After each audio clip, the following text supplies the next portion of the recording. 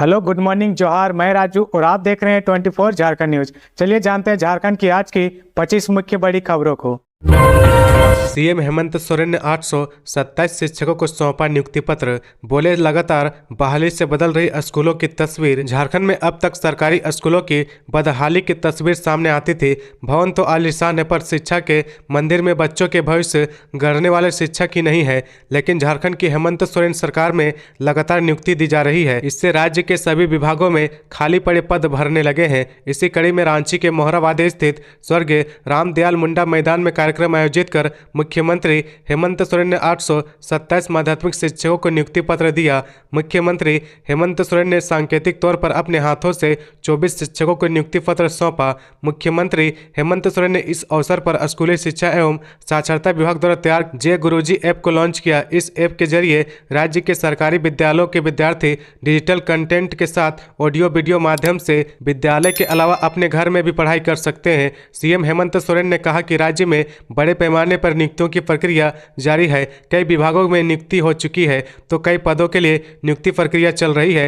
यह सिलसिला आगे भी जारी रहेगा। इस दौरान कार्यक्रम में मंत्री सत्यानंद भोक्ता, आलमगीर आलम के अलावा सांसद महुआ माझी, शिक्षा सचिव के रवि कुमार समेत कई अधिकारी मौजूद थे।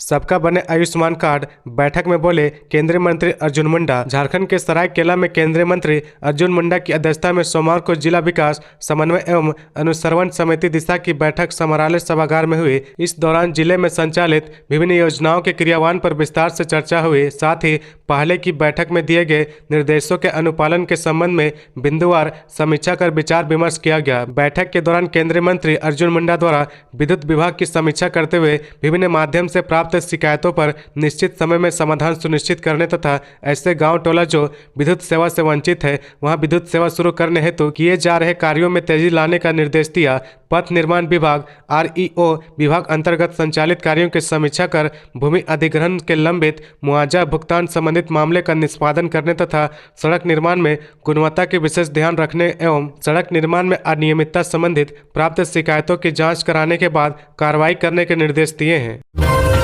चक्रधरपुर में 2 गुटों में खूनी संघर्ष, चाकूबाजी में आधा दर्जन से अधिक घायल, 5 रेफर। झारखंड के पश्चिमी सिंहभूम जिले के चक्रधरपुर नगर क्षेत्र के वार्ड संख्या 19 स्थित बंगला टांड़ के करबला मैदान में सोमवार रात पुराने विवाद को लेकर 2 गुटों में जमकर मारपीट हुई। इसमें आधा दर्जन से अधिक युवक घायल हो गए। सभी घायलों को अनुमंडल अस्पताल में भर्ती कराया गया है, जहां प्राथमिक उपचार के बाद गंभीर रूप से घायल 5 युवकों को बेहतर इलाज के लिए सदर अस्पताल चाईबासा रेफर कर दिया गया। बताया जा रहा है कि मारपीट के दौरान चाकूबाजी के साथ लाठी डंडे भी खूब चले और दोनों तरफ से जमकर पत्थरबाजी भी हुई। घटना सोमवार रात लगभग 8 बजे की है। जानकारी के मुताबिक शहर के वार्ड संख्या 18 नागिन पाड़ा के समीप स्थित युवकों के साथ वार्ड संख्या 19 के कुछ युवकों का एक सप्ताह पहले किसी बात को लेकर विवाद हुआ था। स्थानीय लोगों के द्वारा विवाद को सुलझा लिया गया था, लेकिन 2 गुटों के युवकों में तनाव बना हुआ था। आगे बढ़ने से पहले अगर अभी तक आपने इस चैनल को सब्सक्राइब नहीं किया तो प्लीज सब्सक्राइब कर ले, जिससे आपको झारखंड की हर छोटी से बड़ी खबर की अपडेट आप तक पहुंचता रहे।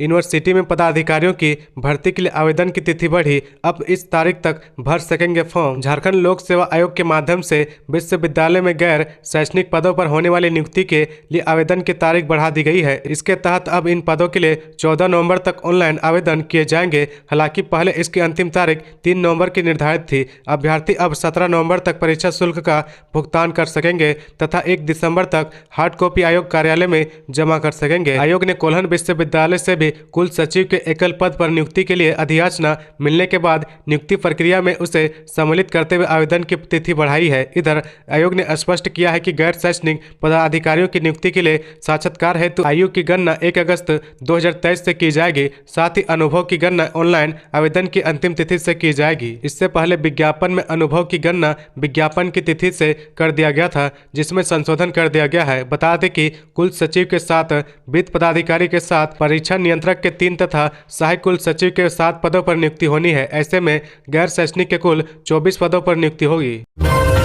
बंधु तिर्की ने कहा, झारखंड में जल जंगल जमीन की लूट मची है, सीएम हेमंत सोरेन कराए उच्च स्तरीय जांच। झारखंड सरकार की समन्वय समिति के सदस्य एवं प्रदेश कांग्रेस कमेटी के कार्यकारी अध्यक्ष बंधु तिर्की ने कहा कि झारखंड में जल जंगल जमीन की लूट मची है। बंधु तिर्की ने कहा कि अवांछित तत्व न केवल राजधानी रांची या राज्य के अन्य शहरों के अंचल कार्यालयों और संबंधित कार्यालयों में दस्तावेजों की हेराफेरी कर रहे हैं, बल्कि अधिकारियों कर्मचारियों की मिलीभगत से कोलकाता जैसे शहरों में भी जाकर भ्रष्टाचार के बलबूते जमीन के दस्तावेजों की हेराफेरी कर रहे हैं। ये लोग सरकार के कई संबंधित अधिकारी एवं कर्मचारी के साथ मिलकर उन कागजातों में भी जालसाजी या फिर उसे नष्ट कर दे रहे हैं जो सरकारी कार्यालयों में जमा है और सरकारी संपत्ति है। बंधु तिर्की ने कहा कि इससे पहले भी यह प्रमाणित हो चुका है कि राज्य के कई अंचल कार्यालयों में रजिस्ट्रार 2 को फाड़ दिया गया है या फिर उसे गायब कर दिया गया है। प्रवर्तन निदेशालय ईडी ने राज्य में विभिन्न जगहों पर कई जमीन घोटाले से संबंधित कुछ एक मामले की जांच पड़ताल के लिए छापेमारी की थी,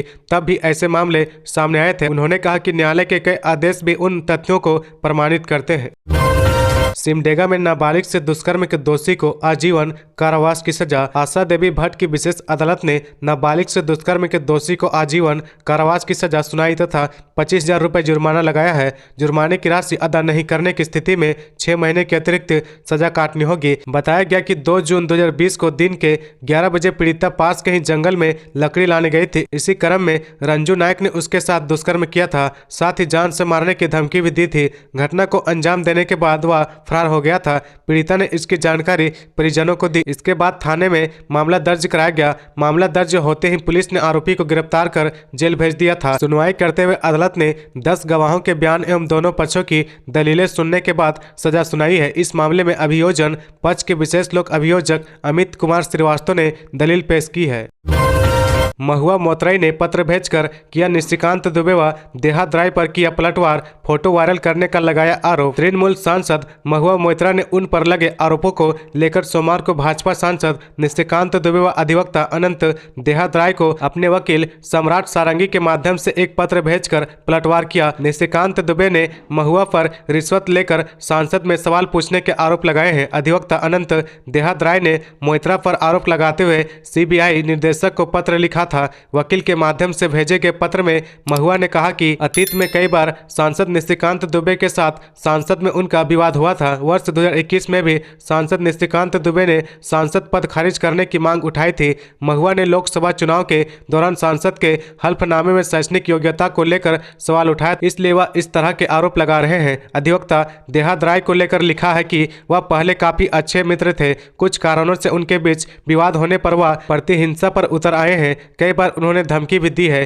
कई बार अश्लील मैसेज भी भेजे हैं। उनके दिल्ली आवास से वह उनका पालतू कुत्ता भी लेकर चले गए थे।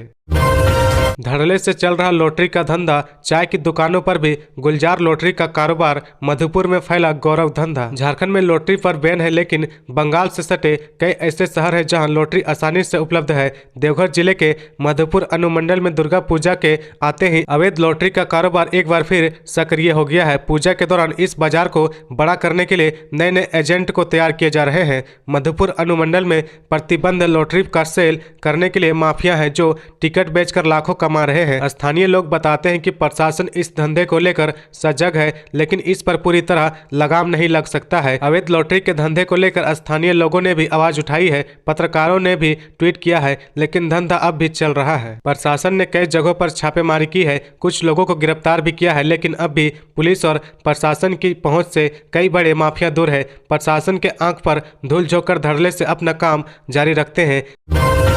हाथों में हथियार लेकर वन विभाग का काम रोकने पहुंचे ग्रामीण, जेसीबी मशीन को किया जब्त।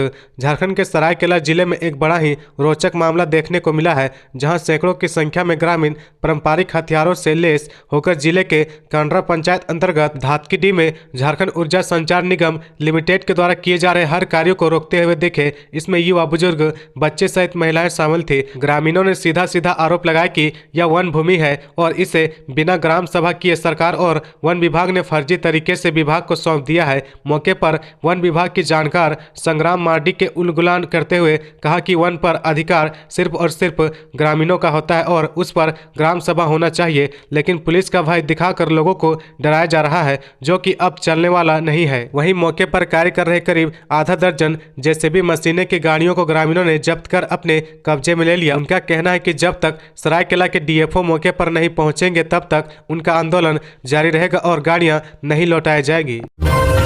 झारखंड के राज्यपाल सीपी राधाकृष्णन से मिला विश्व हिंदू परिषद का प्रतिनिधिमंडल। झारखंड हिंदू धार्मिक न्याय बोर्ड अधिनियम को समाप्त करने और हिंदू देवी देवताओं के मंदिर पर नियंत्रण से मुक्त करने को लेकर विश्व हिंदू परिषद का प्रतिनिधिमंडल सोमवार को राज्यपाल सीपी राधाकृष्णन से मिला। इसमें कहा गया कि पूरे देश की तरह हिंदू धार्मिक के ट्रस्ट बोर्ड अधिनियम को समाप्त करने पर हिंदू देवी देवताओं के मंदिरों झारखंड राज्य हिंदू धार्मिक न्याय बोर्ड अधिनियम के प्रावधानों के तहत हिंदू धार्मिक ट्रस्ट बोर्ड के नाम पर राज्य सरकार के नियंत्रण एवं अधिपत्य में है। हिंदुओं की धार्मिकता संस्थाओं पर राज्य सरकार का नियंत्रण 1947 से पहले के अंग्रेजी शासन की गुलामी के तहत ही है। 1947 में स्वतंत्रता के बाद हिंदू धर्म को छोड़कर अन्य सभी धार्मिक संस्थाएं बिना सरकार के हस्ताक्षर के अपनी संस्था को स्थापित करने और चलाने के लिए पूर्णतः स्वतंत्र है। प्रतिनिधिमंडल में चंद्रकांत राय प्रांत उपाध्यक्ष विश्व हिंदू परिषद, सुनील गुप्ता प्रांत उपाध्यक्ष विश्व हिंदू परिषद, डॉक्टर वीरेंद्र साहू प्रांत मंत्री विश्व हिंदू परिषद,